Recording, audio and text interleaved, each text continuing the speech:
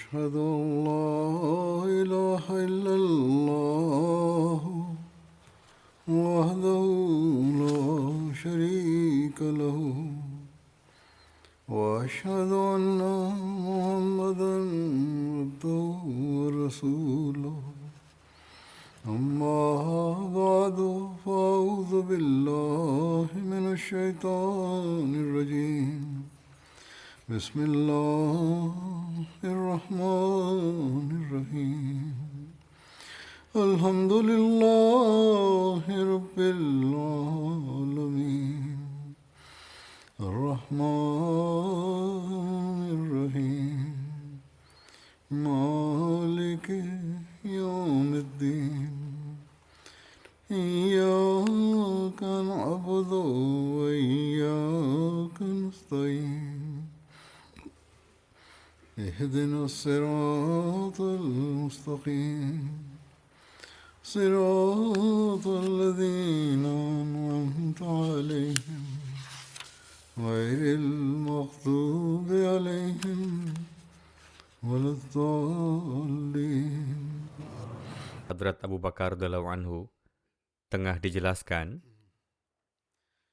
Dalam rangkaian ini tertulis mengenai diri beliau sebagai orang yang terbaik dan paling dicintai. Diriwayatkan dari Hadrat Ibni Umar bahwa pada masa Rasulullah SAW, kami biasa menyatakan seseorang dari antara kami lebih baik dari yang lainnya,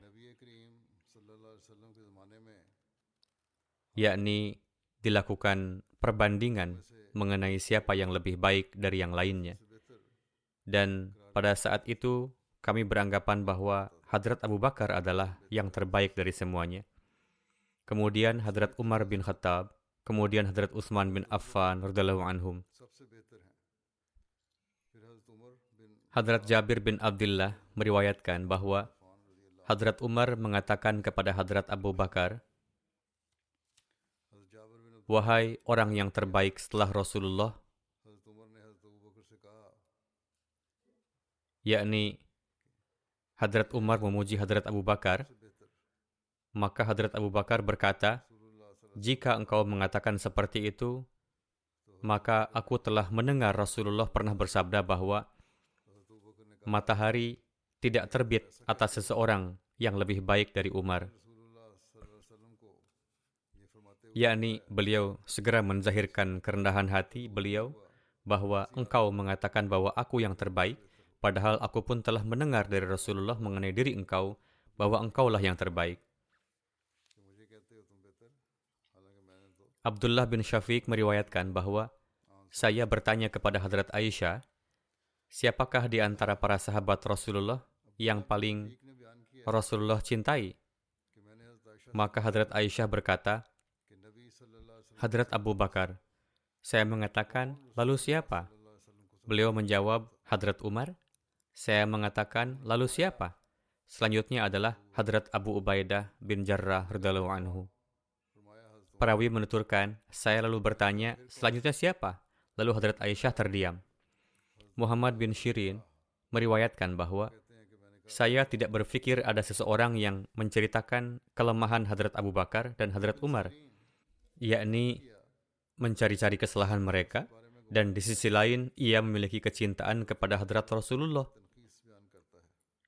Yakni bersamaan dengan itu ia mengklaim bahwa ia mencintai Rasulullah. Setelah mencari-cari kesalahan Hadrat Abu Bakar dan Hadrat Umar, adalah keliru untuk mengklaim bahwa mereka juga mencintai Hadrat Rasulullah, karena keduanya sangat disayangi oleh Hadrat Rasulullah. Diriwayatkan dari Hadrat Ais bin Amru bahwa Hadrat Salman, Hadrat Shu'aib, dan Hadrat Bilal tengah duduk di antara orang-orang ketika Abu Sufyan datang. Atas hal itu mereka mengatakan, demi Allah, pedang-pedang Allah belum menyelesaikan perhitungannya dengan leher musuh, yakni pembalasan belum dilakukan dengan benar sebagaimana mestinya. Perawi menuturkan, mendengar hal ini, Hadrat Abu Bakar berkata, apakah kalian berkata seperti itu berkenaan dengan para pemimpin besar Quraisy? Abu Sufyan juga termasuk di antara para pemimpin Quraisy. Kalian mengatakan bahwa kita belum melakukan pembalasan kepadanya. Kemudian Hadrat Abu Bakar datang ke hadapan Hadrat Rasulullah dan menyampaikan hal ini kepada beliau. Maka beliau Sallallahu Alaihi Wasallam bersabda, "Wahai Abu Bakar, mungkin engkau telah marah kepada mereka, yakni kepada Hadrat Salman, Hadrat Shu'aib, dan Hadrat Bilal. Jika engkau marah kepada mereka, maka pahamilah bahwa engkau telah marah kepada Rob engkau." Atas hal itu, Hadrat Abu Bakar datang kepada mereka bertiga dan berkata, "Saudaraku tercinta, apakah aku telah marah kepada kalian?" Beliau mengatakan ini dengan nada penuh penyesalan. Mereka mengatakan, "Tidak, tidak seperti itu. Wahai saudara kami, semoga Allah mengampuni Anda." Singkatnya, peristiwa ini membuktikan betapa rendah hatinya Hadrat Abu Bakar. Mereka adalah orang-orang yang telah beliau bebaskan dari perbudakan. Meskipun demikian, beliau datang kepada mereka dan meminta maaf kepada mereka. Kemudian, bagaimana standar ketaatan beliau kepada Hadrat Rasulullah SAW? Beliau Sallallahu Alaihi Wasallam bersabda, "Engkau telah marah." Bukan bersabda, "Pergilah dan minta maaf." Namun Hadrat Abu Bakar sendiri segera pergi dan meminta maaf kepada mereka. Seraya menceritakan peristiwa ini, tertulis dalam syarah bahwa peristiwa ini terjadi setelah kesepakatan gencatan senjata pada kesempatan perjanjian Hudaybiyah ketika Abu Sufyan belum masuk Islam.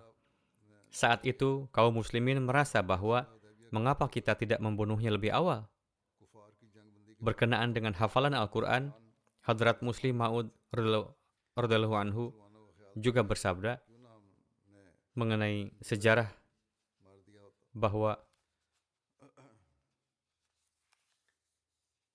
Hadrat Abu Ubaidah radhiyallahu anhu menuturkan bahwa dari kalangan muhajirin, para sahabat Rasulullah berikut terbukti hafalan Al-Qur'annya, yakni Abu Bakar, Umar, Utsman, Ali, Talha, Sa'ad, Ibnu Mas'ud, Hudzaifah, Salim, Abu Hurairah, Abdullah bin Sa'ib, Abdullah bin Umar, Abdullah bin Abbas, dan dari kalangan kaum wanita antara lain Hadrat Aisyah, Hadrat Hafsah, Hadrat Ummi Salma.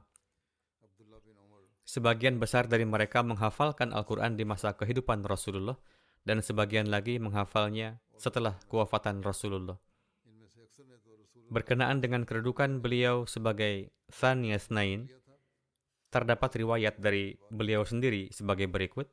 Hadrat Anas meriwayatkan dari Hadrat Abu Bakar bahwa beliau menuturkan, "Saya berkata kepada Rasulullah, dan saat itu saya berada di Gua Hira," yakni ketika Hadrat Abu Bakar bersama dengan Hadrat Rasulullah di Gua Hira, beliau berkata, "Jika salah seorang dari mereka melihat ke arah bawah kaki mereka," yakni orang-orang kafir yang berada di luar, "jika mereka melihat ke bawah, maka pasti akan melihat kita." Hadrat Rasulullah bersabda, "Abu Bakar, apa pendapatmu mengenai dua orang yang bersama mereka ada Allah sebagai yang ketiga?" Ini adalah riwayat Bukhari. Hadrat Masih Maud alaihi salam bersabda, "Salah satu yang istimewa di antara kebajikan dan keutamaan Hadrat Abu Bakar adalah beliau telah dipilih secara khusus untuk menemani selama perjalanan hijrah dan merupakan yang terbaik di antara makhluk, yakni beliau ikut serta dalam kesulitan yang dialami oleh Hadrat Rasulullah dan beliau telah dijadikan sebagai sahabat istimewa Hadrat Rasulullah sejak awal kesulitan, yakni beliau telah dijadikan sebagai kawan istimewa, sehingga hubungan istimewa beliau dengan Sang Kekasih Tuhan telah terbukti. Dan rahasia di dalamnya adalah Allah Ta'ala mengetahui dengan baik bahwa Sang Siddiq Akbar adalah sahabat yang paling berani dan muttaqi, serta sosok yang paling dicintai oleh Hadrat Rasulullah dan paling berani dalam peperangan. Dan beliau fana dalam kecintaan kepada Sang Raja Alam Semesta Sallallahu Alaihi Wasallam. Beliau, yakni Hadrat Abu Bakar, sejak awal memberikan bantuan finansial kepada Hadrat Rasulullah dan memperhatikan urusan-urusan penting beliau. Jadi, Allah Ta'ala memberikan ketentraman kepada nabinya Sallallahu Alaihi Wasallam di masa-masa penderitaan dan kesulitan melalui Hadrat Abu Bakar, serta memberikan keistimewaan pada nama As-Siddiq dan Rasulullah dengan kedekatan di dunia dan akhirat Thaqalain, dan menganugerahkan kepada beliau pakaian kebanggaan Thaniya Snain dan menjadikan beliau sebagai salah seorang hambanya yang teristimewa. और असदीक के नाम और नबी सकलैन के कुर्ब से मखसूस फरमाया और अल्लाह ताला ने आपको सानिया स्नैन की खिलत फ़ाखरा से फैज़याब फरमाया और आप खासुल खास बंदों में से और अपने खासुल खास बंदों में से बनाया. Para penulis non-muslim juga memberikan penghormatan kepada Hadrat Abu Bakar. Seorang sejarawan Aljazair abad ke-20, Andre Surveyor, menulis tentang Hadrat Abu Bakar bahwa Hadrat Abu Bakar berpembawaan sederhana. Meskipun meraih kenaikan posisi yang tak terduga, beliau tetap menjalani kehidupan yang sederhana. Ketika beliau wafat, beliau meninggalkan sebuah pakaian yang lusuh, seorang budak dan seekor unta sebagai warisan. Beliau adalah penguasa sejati atas hati para penduduk Mekah.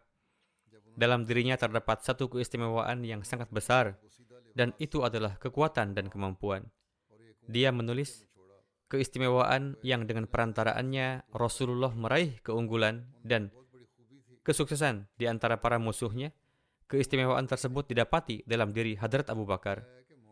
Apa keistimewaan tersebut? Yaitu iman yang tak tergoyahkan dan keyakinan yang kuat. Dan Abu Bakar adalah orang yang tepat di posisi yang tepat. Kemudian ia menulis, seorang yang berusia lanjut dan berbudi luhur ini telah memangku jabatannya pada saat terjadi pemberontakan di mana-mana. Beliau memulai kembali pekerjaan Hadrat Rasulullah dengan tekadnya yang setia dan tak tergoyahkan. Kemudian, ada sejarawan Inggris, J.J. Sanders. Dia menulis bahwa kenangan tentang khalifah pertama selalu hidup di kalangan umat Islam sebagai sosok yang memiliki kesetiaan dan kebaikan yang sempurna, dan tidak ada badai hebat yang dapat menggoyahkan kesabarannya yang teguh. Meski masa pemerintahannya singkat, namun prestasi yang dicapai selama masa itu begitu luar biasa. Keteguhan dan ketabahan hati beliau telah mengatasi kemurtadan dan membawa bangsa Arab kembali ke pangkuan Islam, dan tekadnya untuk menaklukkan Syam telah meletakkan pondasi bagi kerajaan dunia Arab. Kemudian, penulis Inggris lainnya, H.G. Wells, menuturkan bahwa pendiri sebenarnya dari kerajaan Islam lebih dari Muhammad Sallallahu Alaihi Wasallam adalah Abu Bakar, yang merupakan sahabat dan penolongnya. Memang ini berlebihan. Bagaimanapun, selanjutnya ia menulis, jika Muhammad, meskipun dengan karakternya yang goyah atau lemah, na'udzubillah, merupakan otak dan konsepsi awal dari Islam, maka Abu Bakar adalah daya pemikiran dan kebulatan tekad dari Islam. Setiap kali Muhammad goyah, Abu Bakar menjadi pemberi semangat baginya. Bagaimanapun, semua ini adalah perkataan yang sia-sia dan tidak masuk akal, yang mana tidak ada kebenaran di dalamnya. Namun selanjutnya dia menulis fakta yang benar. Ia menulis, ketika Muhammad wafat, maka Abu Bakar menjadi khalifah dan penerusnya, dan dengan keimanan yang dapat mengguncang gunung, dengan kesederhanaan dan kebijaksanaan yang luar biasa, dengan pasukan kecil yang terdiri dari 3 atau 4 ribu orang Arab, mereka memulai pekerjaan untuk menjadikan seluruh dunia mematuhi Allah Ta'ala. Alhasil, sebagaimana yang saya katakan, penulis telah menyebutkan beberapa kualitas Hadrat Abu Bakar yang tidak diragukan lagi terdapat dalam diri beliau. Tetapi, karena orang-orang ini tidak memiliki pemahaman dan wawasan mengenai hakikat ketinggian makom kenabian Hadrat Rasulullah, oleh karena itu, dalam memuji Hadrat Abu Bakar dan Hadrat Umar dan lain-lain, mereka sedemikian rupa melebih-lebihkan, sehingga sama sekali tidak mungkin benar. Padahal Hadrat Umar atau Hadrat Abu Bakar semuanya adalah orang-orang yang setia, pengikut dan pecinta yang sempurna dari junjungan mereka, Hadrat Muhammad Rasulullah Sallallahu Alaihi Wasallam. Mereka bukanlah daya pemikiran dari Rasulullah, melainkan kaki dan tangan Hadrat Rasulullah dalam corak penghambaan. Demikian pula, Islam bukanlah nama atau karya fikiran Hadrat Rasulullah, seperti yang ia tulis bahwa otak dari Islam adalah Hadrat Rasulullah, melainkan syariat yang sempurna dan lengkap sebagai hasil petunjuk ilahi dan wahyu ilahi, dan nama agamanya adalah Islam. Hadrat Abu Bakar juga tidak menjadi pemberi motivasi Hadrat Rasulullah pada saat terjadi ketakutan atau keraguan-raguan, dan bahkan jika datang kesempatan yang menimbulkan kekhawatiran, maka Allah yang Maha Kuasa menjadi pengobar semangat mereka. Penulis telah menulis bahwa Abu Bakar biasa menjadi penyemangat beliau Sallallahu Alaihi Wasallam, sedangkan faktanya adalah sebaliknya. Kita telah melihat bahwa jika datang masa kekhawatiran dan ketakutan dalam kehidupan Hadrat Abu Bakar, maka Hadrat Rasulullah SAW lah yang menjadi pemberi semangat untuk beliau.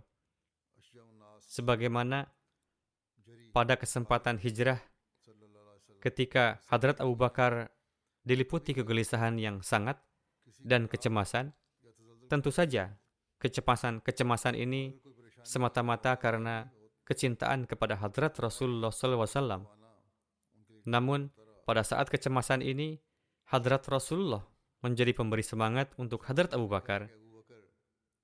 Ketika Rasulullah mengatakan kepada Hadrat Abu Bakar, "La tahzan, innallaha ma'ana." Yakni, wahai Abu Bakar, janganlah cemas. Allah bersama kita. Dan sebagaimana baru saja dijelaskan sebelumnya bahwa Hadrat Abu Bakar sendiri yang mengisahkan bahwa ketika muncul kecemasan ini, maka Hadrat Rasulullah lah yang menenangkan. Alhasil, peristiwa ini adalah dalil yang terang atas kebulatan tekad, ketawakalan, dan status Rasulullah sebagai Nabi istimewa Allah Ta'ala. Namun, bagaimanapun, jika orang-orang yang buta akal ini dipaksa untuk menyampaikan fakta yang sebenarnya, maka mereka akan berusaha untuk sedikit banyak mencampur adukan kekotoran di dalamnya. Kemudian, orientalis lainnya adalah T.W. Arnold. Dia mengatakan bahwa Abu Bakar adalah seorang saudagar kaya, berbudi pekerti luhur, dan sangat dihormati oleh bangsanya karena kecerdasan dan kemampuannya. Setelah masuk Islam, beliau menghabiskan kekayaannya untuk membeli budak-budak muslim yang disiksa oleh para majikannya yang kafir karena beriman pada ajaran Rasulullah SAW. Kemudian ada Sir William Muir, seorang orientalis Skotlandia dan letnan gubernur provinsi Barat Laut di British India. Ia menulis, masa pemerintahan Hadrat Abu Bakar singkat, tetapi setelah Muhammad Sallallahu Alaihi Wasallam, tidak ada orang lain yang mengabdi kepada Islam lebih dari Abu Bakar. Berkenaan dengan akhlak hasanah Hadrat Abu Bakar, Hadrat Muslim Ma'ud radhiyallahu anhu menjelaskan, tidakkah hal ini benar bahwa raja-raja yang sangat kuat mengucapkan radhiyallahu anhu setelah menyebut nama Abu Bakar, Umar, bahkan Abu Hurairah, dan berharap agar memiliki kesempatan untuk mengkhidmati mereka. Lalu, siapa yang bisa mengatakan bahwa Abu Bakar, Umar, dan Abu Hurairah radhiyallahu anhum menderita kerugian dengan hidup dalam kesederhanaan? Memang, mereka menerima suatu kematian atas diri mereka dari sisi duniawi, namun kematian itu terbukti menjadi kehidupan mereka. Dan sekarang, tidak ada kekuatan yang dapat membunuh mereka. Mereka akan selalu hidup hingga kiamat. Kemudian beliau bersabda, Abu Bakar tidak diangkat menjadi Abu Bakar oleh Allah Ta'ala hanya karena kebetulan ia lahir pada masa Rasulullah. Umar tidak diberi status Umar karena beliau lahir secara kebetulan pada masa Rasulullah. Utsman dan Ali tidak dianugerahi status sebagai Utsman dan Ali hanya karena kebetulan mereka adalah menantu Rasulullah. Atau Talha dan Zubair tidak diberikan kehormatan dan kedudukan hanya karena mereka berasal dari keluarga Nabi atau berasal dari bangsa beliau Sallallahu Alaihi Wasallam dan lahir di masa Rasulullah. Sebaliknya, mereka ini adalah orang-orang yang telah meningkatkan pengorbanan mereka ke tingkat yang sangat tinggi, yang bahkan tidak dapat dibayangkan oleh siapapun. Jadi, pengorbananlah yang memberikan kedudukan pada seseorang. Jadi, pengorbanan merekalah yang telah memberi mereka derajat di antara manusia. Kemudian di satu tempat, Hadrat Muslim Maud bersabda, betapa tinggi penghormatan yang ada di dalam kalbu kita kepada Hadrat Abu Bakar. Namun, apakah ada yang dapat berkata bahwa penghormatan ini adalah didapat karena keturunan-keturunannya? Bahkan di antara kita yang bahkan tidak mengetahui sampai manakah keturunan Hadrat Abu Bakar, dan rincian keturunan beliau tidaklah sedemikian terjaga. Saat ini banyak orang yang menyatakan dirinya sebagai keturunan Hadrat Abu Bakar dan menyebut dirinya sebagai Siddiqi atau keturunan Hadrat Abu Bakar. Tetapi apabila ada yang meminta mereka untuk bersumpah bahwa mereka memang Siddiqi dan garis keturunannya sampai pada Hadrat Abu Bakar, maka mereka sama sekali tidak akan sanggup bersumpah. Seandainya mereka tetap bersumpah, maka kami akan berkata bahwa mereka ini tengah berdusta dan tidak beriman. Sebabnya adalah bahwa rincian keturunan Hadrat Abu Bakar pun tidaklah sedemikian terjaga. Sehingga saat ini ada yang dapat dengan benar menyatakan bahwa dirinya adalah berasal dari beliau. Alhasil, kita bukanlah menghormati Hadrat Abu Bakar karena jasa dari keturunannya yang luar biasa. Kita bukanlah menghormati Hadrat Umar karena jasa dari keturunannya adalah sangat tinggi. Kita bukanlah menghormati Hadrat Utsman karena keturunan beliau telah melakukan pekerjaan yang menonjol. Dan kita bukanlah mengingat Hadrat Ali karena keturunan beliau memiliki kelebihan-kelebihan khas, yaitu keturunan Hadrat Ali pun terus berjalan hingga sekarang. Orang-orang tidaklah menghormatinya karena keturunan beliau yang masih tegak hingga sekarang. Kemudian, sahabat-sahabat yang lain pun, tidak ada seorang pun di antara mereka di mana kini mereka diingat karena keturunannya. Jadi hakikatnya adalah kita mengingat dan menghormati mereka dikarenakan pengorbanan-pengorbanan mereka yang besar. Kemudian Hadrat Muslim Maud bersabda, perhatikanlah Hadrat Abu Bakar. Beliau dahulu hanyalah saudagar biasa di Makkah. Seandainya Muhammad Rasulullah SAW tidak bangkit, maka para penulis sejarah Makkah hanya sekadar menyebutkan bahwa Abu Bakar adalah sosok tokoh Arab yang mulia dan saudagar yang jujur. Namun dengan mengikuti Muhammad Rasulullah SAW, Abu Bakar telah mendapatkan derajat sedemikian rupa, di mana dunia kini menyebut beliau dengan penuh adab dan hormat. Tatkala Rasulullah wafat, segenap muslim menjadikan Hadrat Abu Bakar sebagai sosok khalifah dan raja mereka, dan kabar ini pun tiba di Makkah. Di satu majelis yang ramai, saat itu pun duduk ayahanda Hadrat Abu Bakar, yakni Abu Kahafah. Tatkala beliau mendengar bahwa orang-orang telah berbaiat di tangan Abu Bakar, maka saat itu beliau sama sekali tidak mempercayainya dan bertanya langsung kepada yang menyampaikan. Beliau mengatakan, Abu Bakar manakah yang Anda maksud? Orang itu menjawab, Abu Bakar putra Anda. Ia lalu menyebut satu persatu nama kabilah Arab, seraya bertanya jika mereka pun telah baiat kepada Abu Bakar. Tatkala orang itu menjawab bahwa semuanya secara sepakat telah memilih Abu Bakar sebagai khalifah dan raja mereka, maka Abu Kahafah, yakni ayah Abu Bakar, dengan serta-merta berkata, Ashhadu an la ilaha illallah wahdahu la syarikalah wa ashhadu anna Muhammadan abduhu wa rasuluh.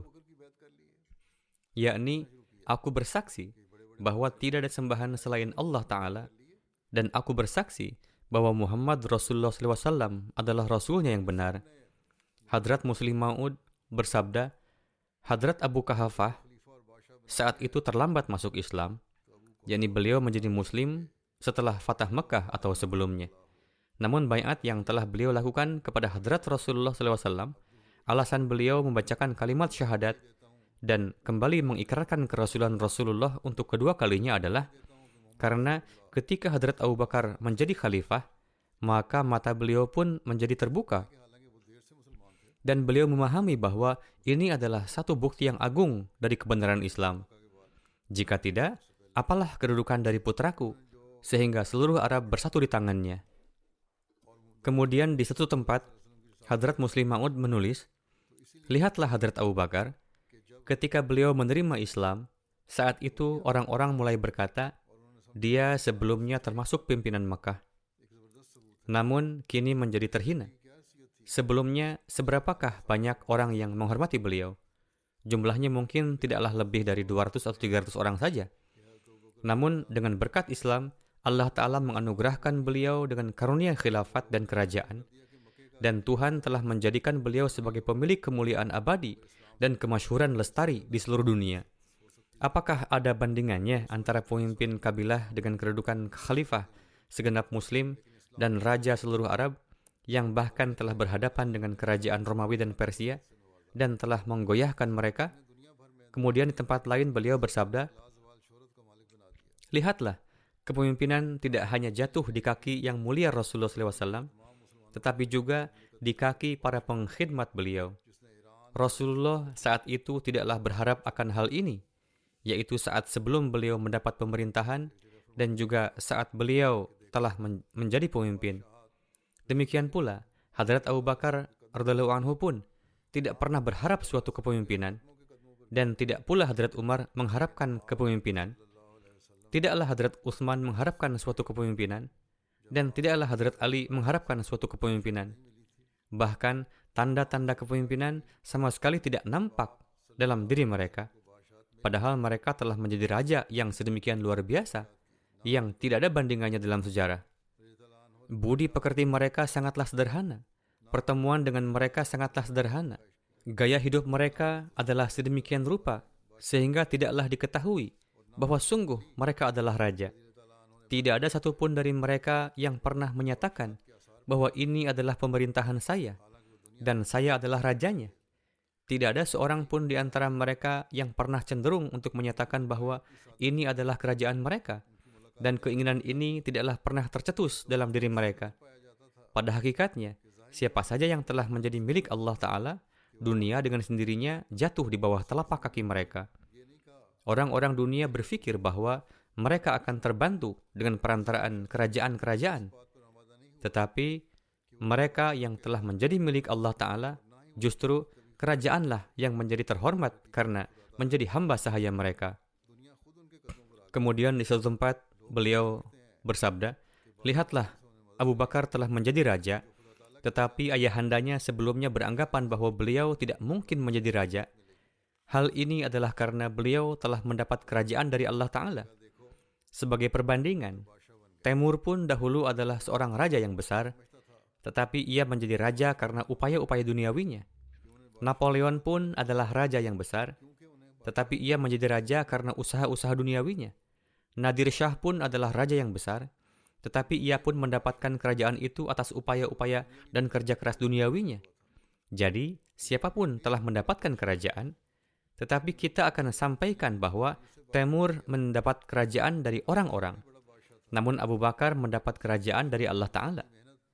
Kita akan sampaikan bahwa Napoleon mendapatkan kerajaan karena upaya-upaya duniawinya, tetapi Hadrat Umar meraih kerajaan dari Allah Ta'ala. Kita akan katakan bahwa Genghis Khan mendapatkan kerajaan karena sarana-sarana duniawi, namun Hadrat Utsman meraih kerajaan dari Allah Ta'ala. Kita akan sampaikan bahwa Nadir Shah menjadi raja karena upaya-upaya duniawinya, tetapi Hadrat Ali meraih kerajaan dari Allah Ta'ala. Alhasil, semua mendapatkan kerajaannya, raja-raja duniawi, mereka memiliki wibawa dan kekuasaan. Demikian juga halnya dengan para khalifah. Meskipun kekuasaan mereka tampak lebih besar dari Abu Bakar, Umar, Utsman, dan Ali, namun mereka berempat telah diangkat sebagai raja oleh Allah Ta'ala sendiri. Sementara yang lain diangkat menjadi raja oleh manusia, yaitu raja duniawi. Jadi, tatkala Rasulullah bersabda, siapa saja yang tidak membaca bismillah sebelum melakukan pekerjaan pentingnya. Di sini, beliau tengah menjelaskan tentang keberkatan bismillah. Jadi, maksud tidak mendapatkan berkat di sini bukanlah berarti bahwa ia akan gagal dalam tujuannya. Tetapi maksudnya adalah ia tidak akan dapat meraih tujuannya dari Allah Ta'ala. Suatu kepemimpinan yang berasal dari Allah Ta'ala telah diraih oleh Hadrat Abu Bakar, Umar, Utsman, dan Ali. Selain mereka, tidak ada lagi yang mendapatkannya. Kerajaan yang mereka dapatkan adalah mereka terima dari setan atau manusia. Stalin dan Malenkov, mereka tidak membaca bismillah, tetapi mereka memiliki kerajaan. Roosevelt, Truman, dan Eisenhower pun tidak membaca bismillah, tetapi mereka mendapatkan kerajaan. Mereka sama sekali tidaklah mengetahui bismillah, dan tidaklah ada nilai basmalah dalam hati mereka. Jadi, tatkala Rasulullah bersabda bahwa siapa saja yang tidak membaca bismillah, maka ia tidak akan mendapatkan berkat. Maksudnya adalah, ia tidak akan mendapatkan apapun dari Allah Ta'ala. Yang akan mendapatkan balasan dari Allah Ta'ala adalah mereka yang setiap sebelum pekerjaan pentingnya membaca bismillah. Kini setiap orang dapat memahami bahwa hal apakah yang lebih berberkat, apakah sesuatu yang didapat dari Allah Ta'ala ataukah sesuatu yang didapat dari manusia. Kerajaan yang diterima dari hasil upaya manusia dapat berakhir, tetapi kerajaan yang diterima dari Allah Ta'ala tidak akan dapat berakhir. Seandainya saja kaum muslimin pun memahami hal ini. Memang mereka membaca bismillah, tetapi tampaknya mereka hanya sekedar menggerakkan mulut mereka saja, bukan dengan hati mereka. Lalu beliau menulis, Yazid pun dahulu adalah raja, betapa sombongnya ia, betapa dengan bangga ia mendakwakan bahwa dirinya telah menghancurkan keluarga Rasulullah, padahal secara zahir ia mengatakan dirinya muslim. Ia telah membunuh keturunan Rasulullah dan telah menyombongkan diri. Ia hidup dengan membusungkan dada. Ia menganggap bahwa tidak akan ada yang berani berkata apapun di depannya. Hadrat Abu Bakar pun adalah sosok raja, tetapi di dalam diri beliau terdapat sikap merendah. Beliau bersabda, Allah Ta'ala telah menunjuk saya untuk mengkhidmati umat manusia, dan waktu yang saya terima untuk berkhidmat adalah semata ihsan Allah Ta'ala. Tetapi Yazid berkata bahwa ia mendapat kerajaan dari ayahnya, dan ia akan membunuh siapa yang ia kehendaki dan membiarkan hidup siapa yang ia kehendaki. Secara lahiriah, kerajaan yang dimiliki Yazid adalah lebih besar dari Hadrat Abu Bakar. Ia berkata bahwa ia adalah raja dinasti, siapa lagi yang berani berkata di hadapannya? Tetapi Hadrat Abu Bakar bersabda, bagaimana bisa saya mampu untuk menjadi pemimpin? Apa yang telah saya terima ini, Allah Ta'ala lah yang telah memberinya. Saya tidak dapat menjadi pemimpin karena kemampuan saya. Saya adalah pengkhidmat untuk semua. Saya adalah khadim bagi yang miskin dan khadim bagi yang kaya. Jika saya melakukan kesalahan, maka mintalah balasannya saat ini juga. Janganlah ini menghancurkan saya di hari kiamat nanti. Di antara yang mendengar ini, mungkin ada yang berkata bahwa ucapan ini tidak ada nilainya, karena ia tidaklah mendapat kedudukan duniawi apa-apa, yaitu Hadrat Abu Bakar. Dan ia mungkin mendengar ucapan Yazid ini, dan berkata bahwa ucapan inilah yang juga disampaikan oleh Kaisar Romawi dan Kisra, dan yang dikatakan Yazid adalah ucapan raja-raja besar. Tetapi ketika Hadrat Abu Bakar wafat, putra beliau, cucu, cicit, dan keturunan beliau seterusnya yang tak terhitung jumlahnya, mereka semua sama-sama bangga akan pertalian hubungan mereka dengan Hadrat Abu Bakar. Jika ini pun diabaikan, maka perhatikanlah orang-orang yang sama sekali tidak memiliki pertalian hubungan dengan Hadrat Abu Bakar, yang bahkan tidak pernah berjumpa dengan keluarga beliau. Mereka ini pun saat membaca peristiwa-peristiwa Hadrat Abu Bakar, hingga kini air mata mengalir di wajah mereka, dan kecintaan memancar dalam diri mereka. Jika ada orang yang menghina beliau, maka diri mereka pun menjadi terluka. Alhasil, jangankan keturunan, bahkan mereka yang jauh dari beliau pun siap sedia untuk mengorbankan jiwa mereka demi beliau. Setiap mereka mendengar nama beliau, mereka mengucapkan radhiyallahu anhu. Tetapi Yazid yang tanpa lelah menyatakan dirinya sebagai raja dan keturunan raja, ketika ia meninggal, orang-orang lantas mengangkat putranya sebagai raja. Ketika hari Jumat tiba, ia berdiri di mimbar dan berkata, wahai manusia, kakek saya menjadi raja tatkala saat itu ada yang lebih layak darinya menjadi raja. Ayah saya menjadi raja tatkala saat itu ada yang lebih layak darinya menjadi raja. Kini saya pun diangkat menjadi raja, padahal saat ini ada yang lebih berhak dari saya.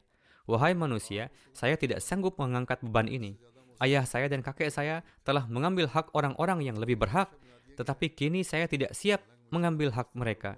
Ini adalah khilafat milik kalian. Kalian dapat memberinya kepada siapa yang kalian kehendaki. Saya tidaklah layak untuk ini, dan saya menganggap ayah dan kakek saya tidaklah layak untuk kepemimpinan ini. Mereka telah mengambil alih pemerintahan dengan paksa dan aniaya.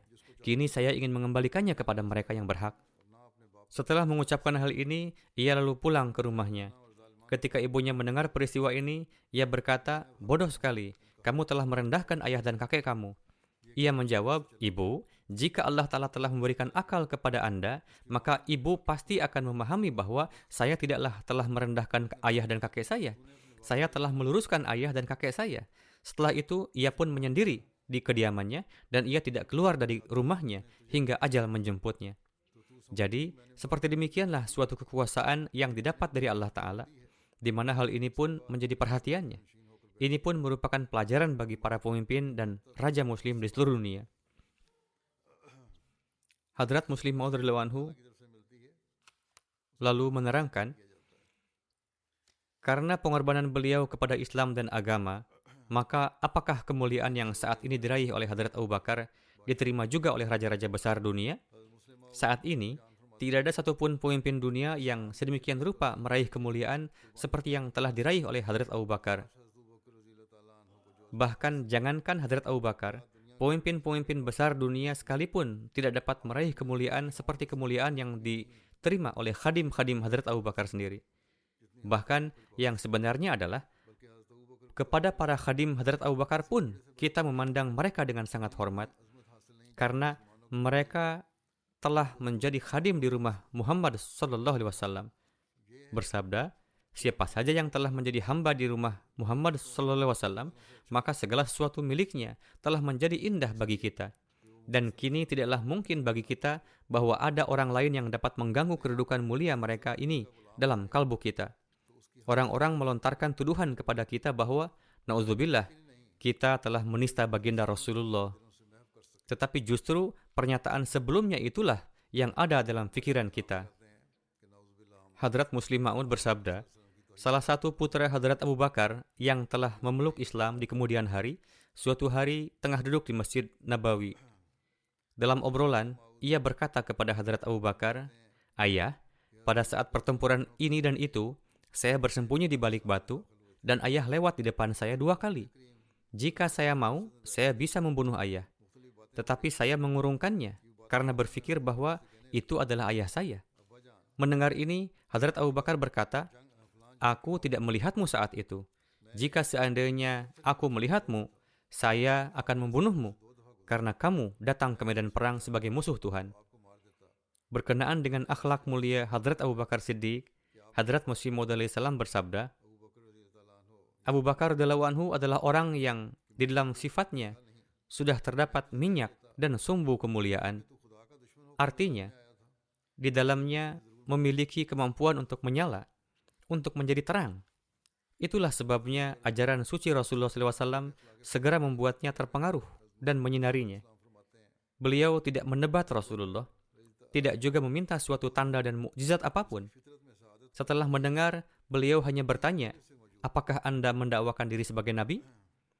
Ketika Rasulullah bersabda, "Ya."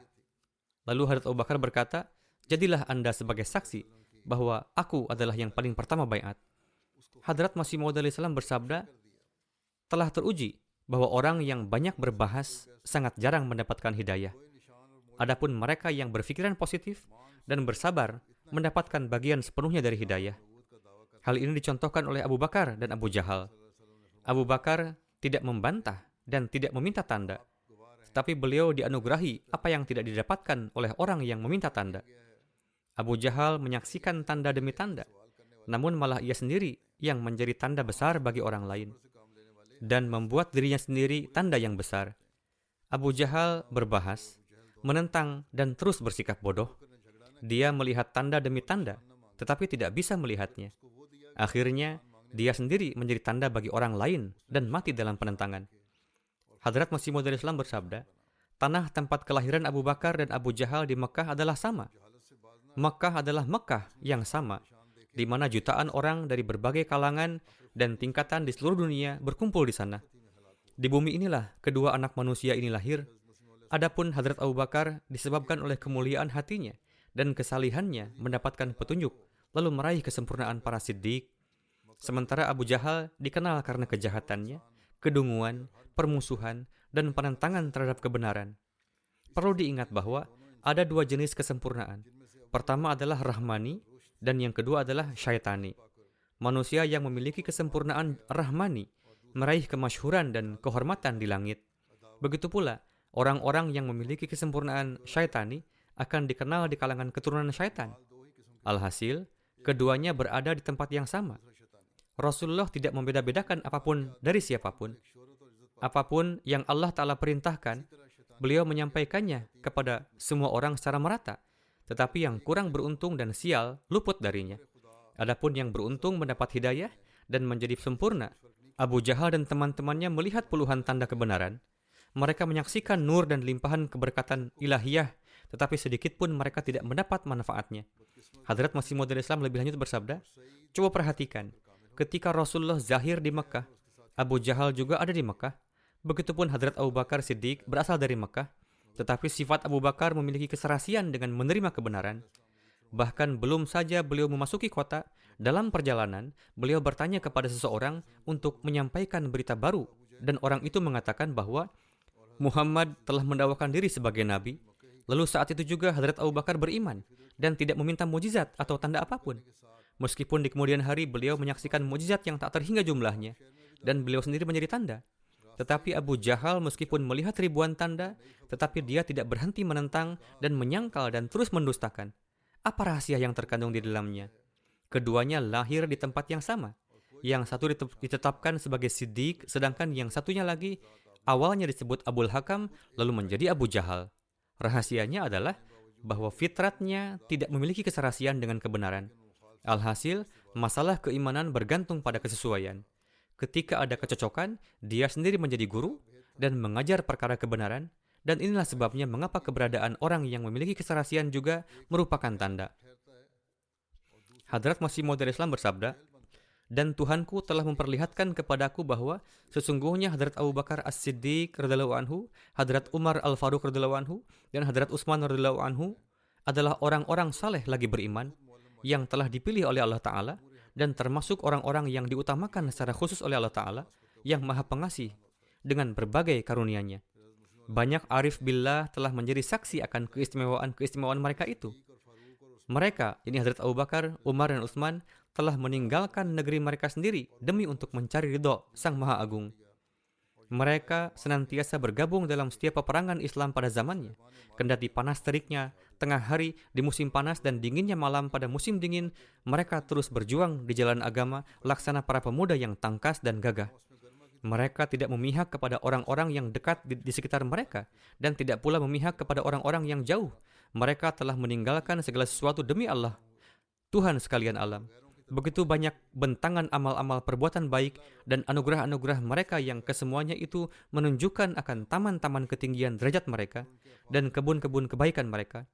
Hembusan dan kencangnya angin yang menyebar membawa kabar tentang rahasia mereka, yakni para sahabat radhiyallahu anhum dengan keharumannya dan cahaya-cahayanya telah menampakkan kepada kita dengan terangnya. Beliau al-Islam bersabda, demi Tuhan, Allah Ta'ala telah menjadikan Syaikhain, yakni Abu Bakar, Umar, dan yang ketiga, Zunnurain, Hadrat Utsman, sebagai pintu gerbang bagi Islam dan pasukan utama Sang Khairul Anam, sebaik-baik makhluk, Muhammad Rasulullah SAW. Barang siapa yang mengingkari kemuliaan mereka, melecehkan dalil-dalil otentik mereka, tidak bersikap hormat kepada mereka, bahkan terus merendahkan mereka dan mencaci maki dan bermulut lancang kepada mereka, saya khawatir akan nasib akhir kehidupan dan rusaknya iman orang-orang yang seperti itu. Adapun konsekuensi bagi orang-orang yang menyakiti, melaknat dan melontarkan tuduhan kepada mereka adalah hati mereka akan keras dan murka Tuhan yang Maha Rahman akan menimpa mereka. Saya telah mengamati dan secara terbuka mengungkapkan hal ini tak terhitung banyaknya bahwa menaruh kebencian dan permusuhan terhadap orang-orang mulia ini adalah salah satu faktor utama yang memutuskan ikatan manusia dengan Tuhan yang Maha Pemberi berkah.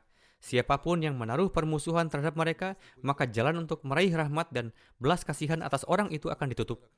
Pintu ilmu dan ma'rifat tidak akan dibuka bagi mereka.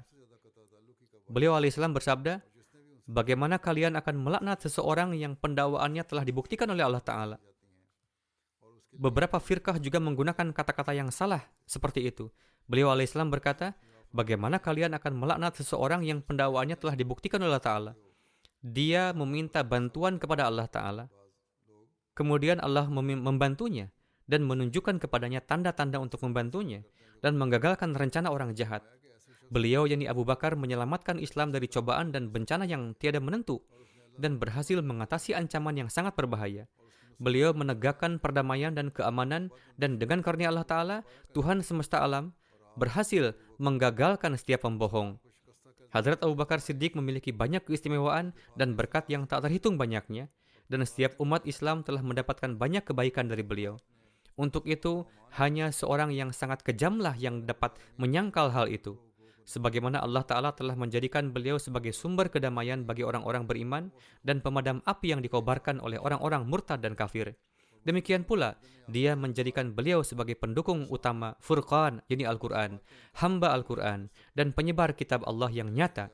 Jadi, beliau mengerahkan semua upaya dalam mengumpulkan naskah Al-Quran dan menemukan urutannya seperti yang dijelaskan oleh kekasih Tuhan yang Maha Penyayang, dan aliran air mata beliau bahkan lebih deras dibandingkan aliran mata air ketika larut dalam kesedihan memikirkan agama.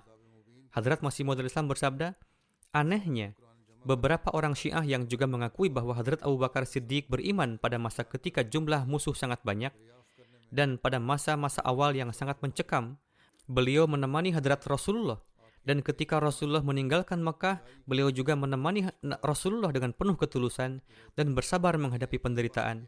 Beliau rela meninggalkan kampung halaman, popularitas, teman-teman, dan seluruh keluarga beliau, dan lebih memilih rahmat Allah. Kemudian, beliau berpartisipasi dalam setiap pertempuran. Beliau bertempur melawan orang-orang kafir dan membantu Nabi Ahmad Al-Mukhtar sallallahu alaihi wasallam. Kemudian beliau diangkat menjadi khalifah ketika sekelompok orang munafik murtad dan banyak pendusta mendakwakan kenabian palsu. Dan beliau terus berperang dengan mereka sampai perdamaian dan keamanan dapat pulih kembali di dalam negeri. Dan kelompok pengacau menjadi hilang. Kemudian beliau wafat dan dimakamkan di samping makam sang imam para nabi dan maksum. Dan beliau tidak melepaskan diri dari sang kekasih Allah dan Rasulnya, baik ketika masih hidup maupun setelah wafat. Setelah beberapa hari berpisah, pasangan itu bersatu kembali dan mempersembahkan hadiah cinta. Hal yang paling mengejutkan adalah bahwa orang-orang yang berkeberatan itu mengatakan bahwa Allah Ta'ala telah menyatukan makam suci Nabi SAW dengan dua orang kafir, perampas, dan pengkhianat, dan tidak membebaskan Nabi dari kekasihnya itu dari penderitaan karena berdekatan dengan Abu Bakar dan Umar. Na'udzubillah. Melainkan menjadikan keduanya sebagai teman yang menimpakan siksaan bagi beliau sallallahu alaihi wasallam di dunia dan akhirat, dan Allah Ta'ala tidak menjauhkan Rasulullah dari kenajisan kedua orang itu. Na'udzubillah. Tuhan kita terbebas dari apa yang mereka katakan, yakni mereka yang menuduh mereka salah. Ini tidak seperti yang digambarkan, melainkan Allah menjadikan keduanya, Hadrat Abu Bakar dan Hadrat Umar, menyertai sang imam bagi orang-orang suci sallallahu alaihi wasallam. Sungguh di dalamnya terdapat tanda-tanda bagi orang-orang yang berakal. Selanjutnya, Hadrat Masih Maud Islam bersabda berkenaan dengan Syiah fanatik. Jika pertanyaan ini diajukan kepada orang-orang Syiah fanatik, yakni siapa laki-laki dewasa pertama yang masuk Islam dari kelompok kafir, mereka tidak punya pilihan selain mengatakan bahwa ia adalah Hadrat Abu Bakar. Kemudian, ketika ditanya siapa yang pertama kali berhijrah dengan Hadrat Khatamun Nabiyyin dan rela meninggalkan semua hubungan lalu pergi ke tempat Nabi pergi, maka mereka tidak punya pilihan selain mengatakan bahwa dia adalah Hadrat Abu Bakar. Kemudian, ketika orang-orang Syiah fanatik ditanya siapa yang pertama kali diangkat menjadi khalifah, meski mereka menganggapnya sebagai perampas, maka mereka tidak punya pilihan selain mengatakan itu Abu Bakar. Kemudian ketika mereka ditanya siapa yang mengumpulkan naskah Al-Quran untuk diterbitkan di berbagai negeri, mau tidak mau mereka akan mengatakan bahwa itu adalah Hadrat Abu Bakar. Kemudian ketika mereka ditanya, siapa yang dimakamkan di sisi Sang Khairul Mursalin dan Sayyidul Ma'sumin, mereka tidak punya pilihan selain mengatakan bahwa ia adalah Abu Bakar dan Umar. Maka betapa mengherankannya jika setiap keutamaan diberikan kepada orang-orang kafir dan munafik, dan segala kebajikan dan keberkatan Islam zahir dari tangan-tangan musuh. Na'udzubillah. Dapatkah seorang mukmin mengira bahwa sosok yang menjadi dinding benteng utama bagi Islam adalah seorang kafir dan terlaknat? Kemudian orang yang melakukan hijrah pertama kali bersama dengan Sang Fakhrul Mursalin sallallahu alaihi wasallam adalah seorang kafir dan murtad? Kalau begitu, semua fadilah diperoleh oleh orang-orang kafir. Bahkan karunia untuk dapat dimakamkan berdekatan dengan Sang Sayyidul Abrar sallallahu alaihi wasallam juga. Hadrat Masih Maud Islam lebih lanjut bersabda, faktanya adalah bahwa baik Abu Bakar Siddiq dan Umar Faruq, keduanya termasuk di antara para sahabat terkemuka. Mereka berdua tidak pernah menunjukkan kelemahan dalam memenuhi hak. Kebenaran adalah cara hidup mereka, dan menegakkan keadilan adalah tujuan mereka.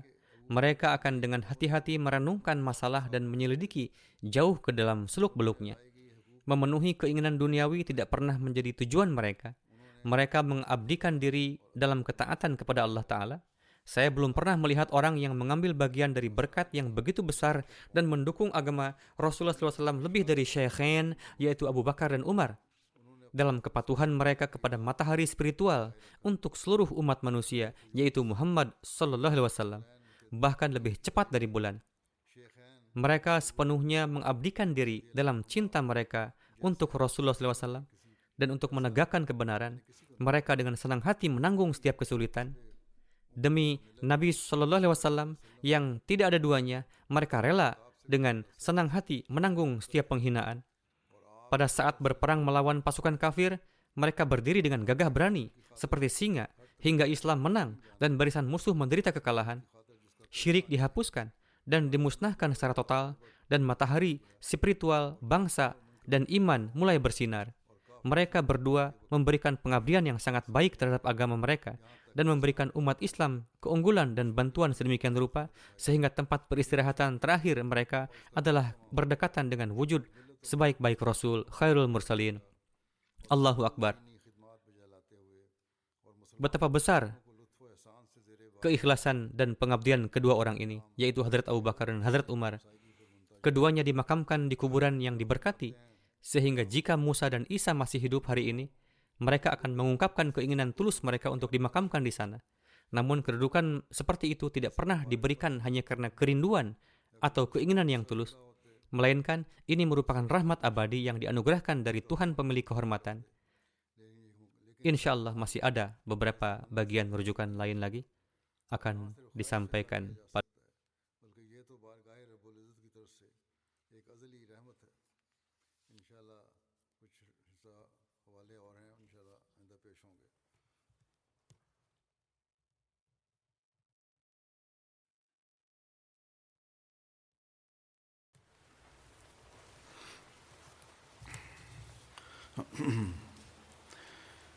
Alhamdulillah nahmaduhu wa nasta'inuhu wa nastaghfiruhu wa nu'minu bihi wa natawakkalu alayhi wa na'udzu billahi min shururi anfusina wa min sayyiati a'malina. Man yahdihillahu fala mudilla lahu ومن يضلل فلا هادي له ونشهد أن لا إله إلا الله ونشهد أن محمدا عبده ورسوله. عباد الله رحمكم الله إن الله يأمر بالعدل والإحسان وإيتاء ذي القربى وينهى عن الفحشاء والمنكر والبغي يعظكم لعلكم تذكرون. اذكروا الله يذكركم وادعوه يستجب لكم ولذكر الله أكبر.